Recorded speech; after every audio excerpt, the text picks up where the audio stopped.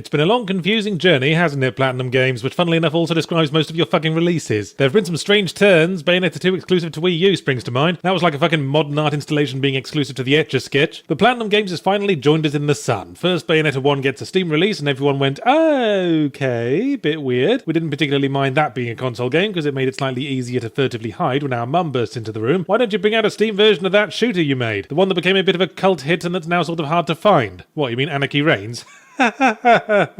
No. Obviously, we're talking about Vanquish, which is highly suitable for release on PCs partly because it's a high-octane cover shooter, and partly because the main character spends the entire game wearing one. Obviously, no one told the Vanquish dude not to wear a pure white suit of armor to a grimy battlefield. By rights, he should have ended up looking like the floor of a sharehouse bathroom. The plot of Vanquish concerns Russia being evil. It was a little bit quaint at the time the game first came out, but has since somehow come back around to being relevant again. They take over an orbital death ray station with an army of death robots and blow up San Francisco in a humanitarian effort to combat rising housing costs in California. But America take it the wrong way as always and refuse to surrender, dispatching a bunch of Marines to the death ray station to take it back. The main character is not a Marine, but an employee of DARPA wearing a very expensive DARPA-developed suit of armor, because it's not like DARPA develops tech to be used by the military. No, that's why every tank and fighter plane has to be piloted by the nerd who developed it. Shush now, everybody. The thing is, we're not actually supposed to be taking this plot seriously. So it is a shame that the Russia aspect has gotten itself all inconveniently relevant. There's always an undercurrent of irony in Platinum Games' stuff, although it's admittedly slightly subtler here than it is in, say, Bayonetta, the woman who routinely has to clean small children out of her armpits after they mistake her for a roller coaster. The main character smokes constantly to maintain the stereotypical grizzled badass image, but I think he only does so he can dramatically flick cigarettes away when he's about to do things, because I don't think he ever got through more than a quarter inch of one. He's partnered for most of the game with Robert Burns, famous Scottish poet and author of Auld Lang Syne, here reimagined as a 9-foot shaved bear of a man who's so grizzled he can peel potatoes by rubbing them on his chin. And as for badass, his ass is so bad it denies the Holocaust and fraudulently uses disabled parking spaces. So the two of them spend the entire game having an incredibly insecure grizzle off, the flashed young newcomer in his Go Faster stripes versus the cynical old-timer wearing an entire double-decker bus, down on their knees competing to see who can suck the most gravel into their throats. There's also an attractive female support character, and whenever she's on screen, the camera always seems to be one flicked cigarette away from pointing right up her skirt. It's all immensely silly stuff and par for the Platinum Games course. What makes Vanquish interesting is the combat mechanics. So obviously Vanquish set out to make a cover shooter, but after looking up what those were, it asked, do we really have to plop ourselves down behind little walls so much? We exclusively make fast-paced games because we have the attention span of a moth at a fireworks display. Then, after they were firmly told that yes, plopping down behind cover is a pretty essential part of a cover shooter, Vanquish went, could we maybe have the character breakdance behind cover rather than plop? Oh, and weird idea, rocket skates. Yes, apparently DARPA's jetpack research went nowhere, so they've repurposed the tech to let you scoot along the ground like a fast-forward video of a dog with an itchy bum. And most of the combat takes place in big, wide-open arenas, so the emphasis is less on plopping down and more on dodging, changing position and managing your suit energy. Here's a little tip I discovered. If you switch weapons midway through a reload animation, the first weapon will be reloaded when you switch back to it, in accordance with the principles of homeopathy, I think. Whatever, it keeps the pace up, but speaking of pace, one thing I could do without is the way you automatically go into slow motion when you're near death. Yeah, I know, it's to get yourself out of danger, but once you are, there's no way to turn it off again. So all you can do is let your suit energy run out and then pop a plop while you wait for it to come back. It's a bit of a pace killer. I thought we were avoiding plop. The last thing you want is for your game to become ploppy.